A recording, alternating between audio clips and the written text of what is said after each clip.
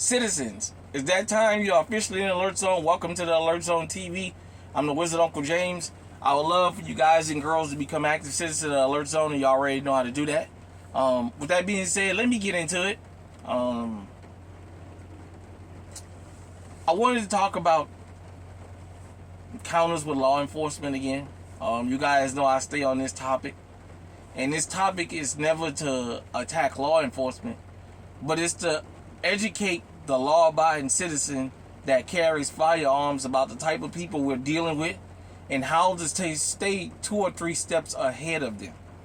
Because like they don't know us and they have to always assume that law-abiding citizens and people they pull over are potential dangers, we don't know them. And at any given time, you can lose your life.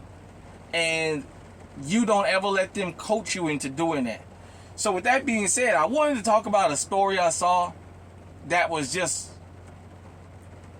the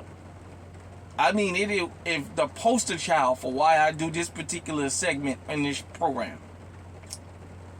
So there was a car that was on the side of the road with the emergency flashes going, and an officer pulled behind him.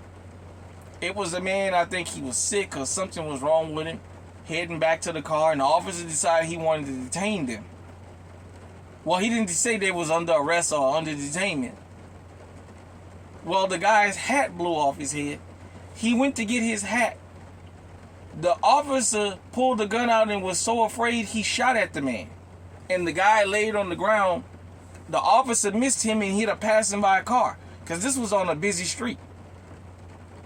And the guy is screaming, and the woman is screaming, what is wrong with you? What is wrong? What did you do that for? And the guy is saying, but I haven't done anything. I haven't done anything. Why would you do that? I haven't done anything. Luckily, he missed. The officer, he started saying, I'm sorry. He started panicking. And then he said, well, you have a gun on you. And the guy said, I don't have a gun. He checked him to see he didn't have a firearm. Let me make this clear. Had this fella had a firearm on him, even if it was legal, the officer's justification would have been he had a firearm on him and he went for it. Even though the body cam showed something different and he has a system that would have backed him up.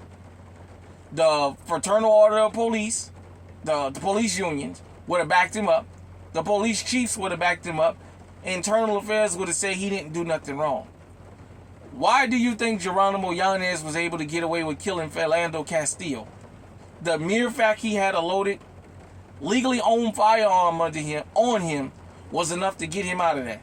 Because at the end of the day, you got a firearm, and all I had to do was say, you're reaching, I was afraid for my life. This is the sentiment that the jurors are going to have if this ever even goes to trial. This is what's going to be told to the jury. So this is why I tell you, when you get stopped on the side of the road, you are behind enemy lines. All that screaming and shouting and I know my rights and all that crap. Look,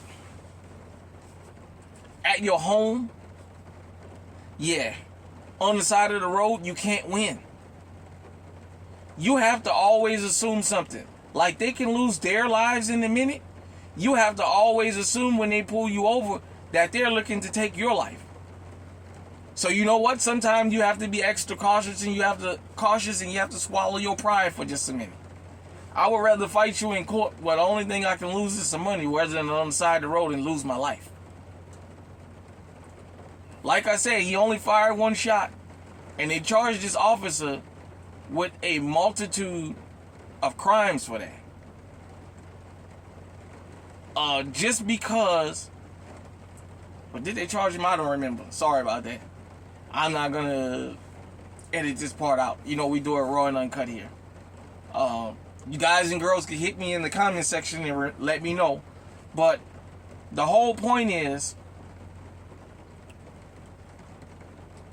as these types of things keep happening on these video cameras, these body cameras, it's making the public see all these guys and girls are looking for is an opportunity to kill somebody. They're not out here fighting crime. All they're looking for is an opportunity. So you have to be always on guard. You have to always be 3 steps ahead of them because you have to always assume they're looking for trouble. So, another thing I saw out there in Las Vegas, this cop, Mena, the one that was on the Las Vegas Strip bumping into people and then getting them arrested. And finally, he had enough complaints on him that they watched him do this on video. And he was arrested for abuse of power and charged with 13 crimes. And upon being locked up, it was found that he was watching child porn. I guess they went through his devices and found this stuff out. And that he was trying to put in different code words so that they couldn't know what he was looking for. But nevertheless, he's in Las Vegas out there. And his last name is Mena. That's what I know about him. These are the kinds of girls and guys that are pulling you over on the side of the road. When you're encountering law enforcement, these are the kind of people you're encountering. You have to be strategic. It's annoying for them to ask me to search me, knowing I don't have nothing on me. It's annoying for them to keep on with their little word salad and their little what have you to get me out of the car so they can search it. But you know what it's not worth? You know what is not annoying? Living to tell a story every day. Being able to live to tell you this was my experience. You know why I'm able to tell you this was my experience? I had to live and let live. Sometime on the side of the road is just not the place you argue with these guys and girls. You have to understand something, especially here in America. Everyday officers are dressed like Call of Duty warriors. They are ready for whatever.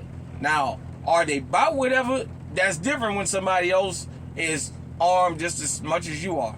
But they're dressed for whatever. And you always have to be aware of that.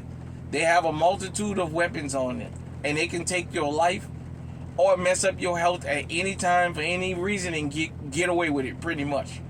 For those of you who keep saying if Trump wins, he's going to give the police immunity, they have it already.